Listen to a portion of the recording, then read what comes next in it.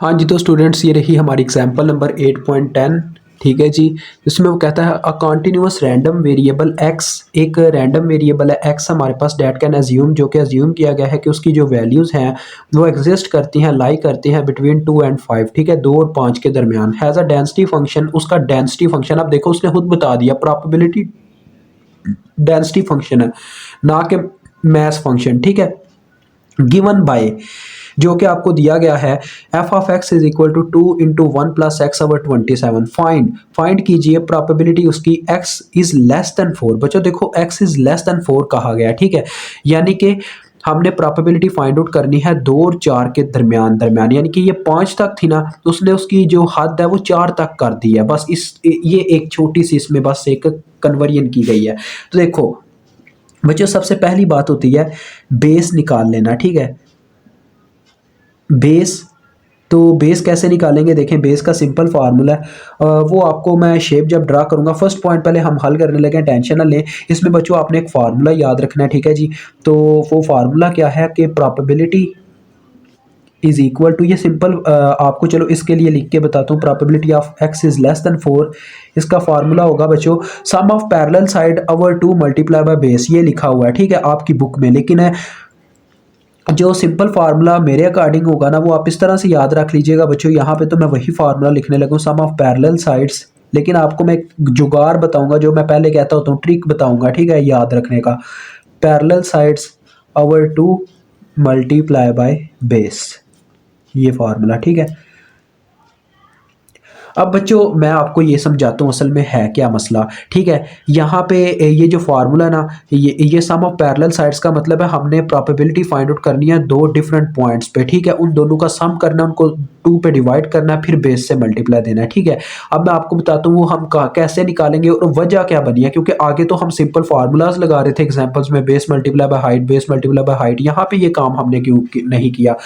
तो देखो बच्चों, सबसे पहले आपने प्रोबेबिलिटी निकाल लेनी है इनिशियल पॉइंट पे। इनिशियल पॉइंट इसका क्या है? x is equal to 2। ठीक है, इनिशियल पॉइंट तो यही है ना, तो x को 2 रख के पहले प्रोबेबिलिटी आपने फाइंड आउट कर लेनी है। सॉरी, x को 2 रख के प्रोबेबिलिटी नहीं फाइंड आउट करनी।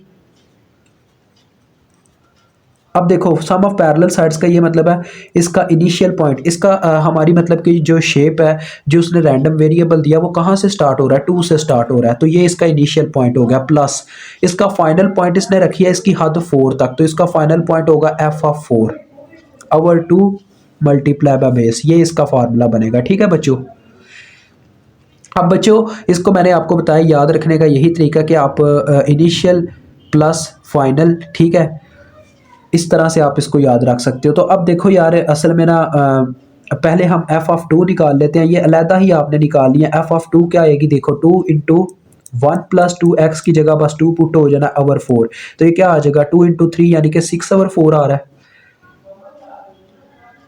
2 पुट हुआ, हाँ जी 3, और ये 6 ओवर 4 ही आ रहा है, 6 ओवर 4। ये बटे में सॉरी 27 है, 4 नहीं है, ये 27 है, वो 27 था, 6 ओवर 27 आ गया। ठीक है, ऐसे ही आप एफ ऑफ 4 फाइंड आउट कर लो। F of 4 is equal to, अब बच्चों जो आपकी बुक वाले ने शेप्स साथ में ड्रा की हुई है, मेरे ख्याल में तो उनका ड्रा ना करना ही बनता है, मतलब कि बंदा ना भी ड्रा करे काम चल सकता है। ठीक है, लेकिन उसने ड्रा की हुई है तो मैं फिर भी आपके लिए ड्रा कर दूंगा।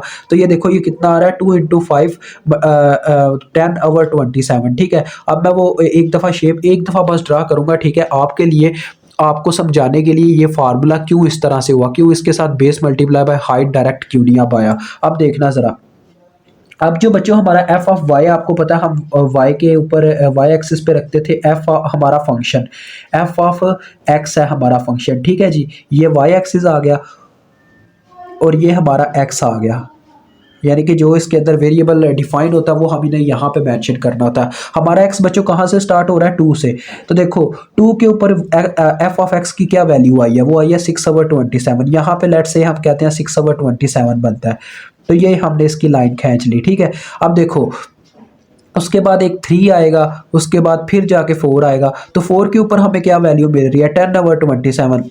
तो लेट से 10 ओवर 27 यहीं कहीं पे बनेगा ना, ऊपर ही बनेगा ना। तो देखो इसकी शेप कैसे बन रही है, जरा देखना। हाइट इसकी मैं देख सकता हूँ, मतलब कि ये एक अजीब सी एक डायग्राम बन गई है।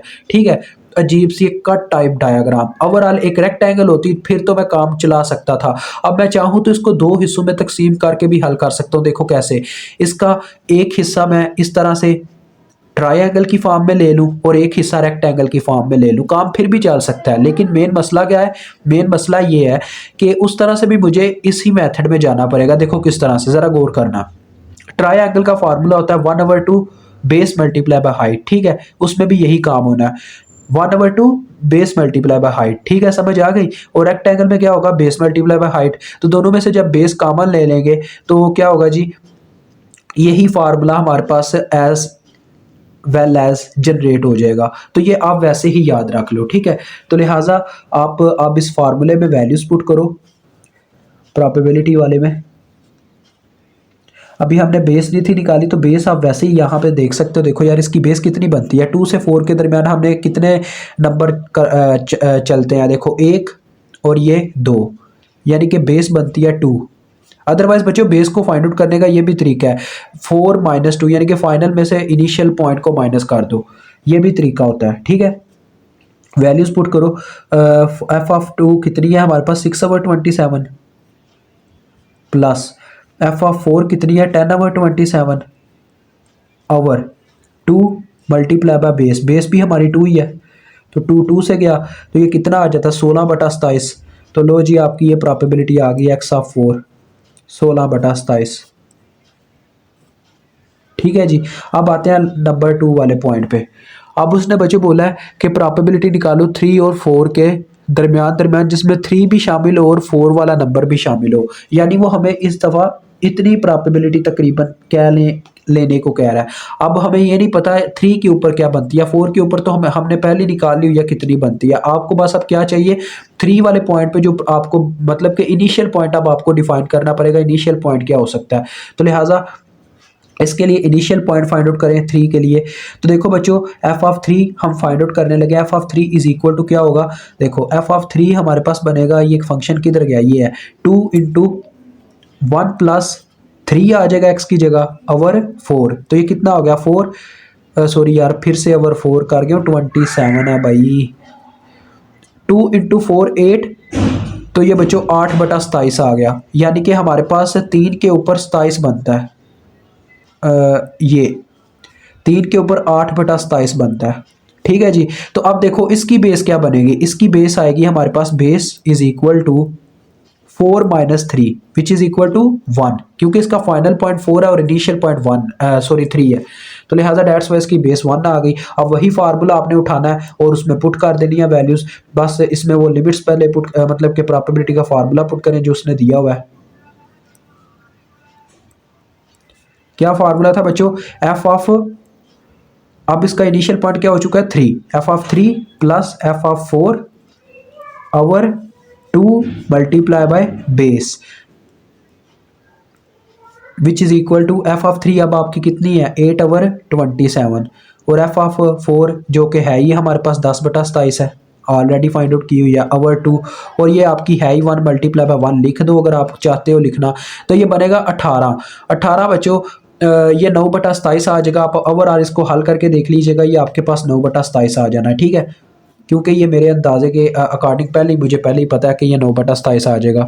तो ले जी आपका क्वेश्चन सॉल्व हो गया, मुझे उम्मीद आपको इसकी भी समझ आ गई होगी।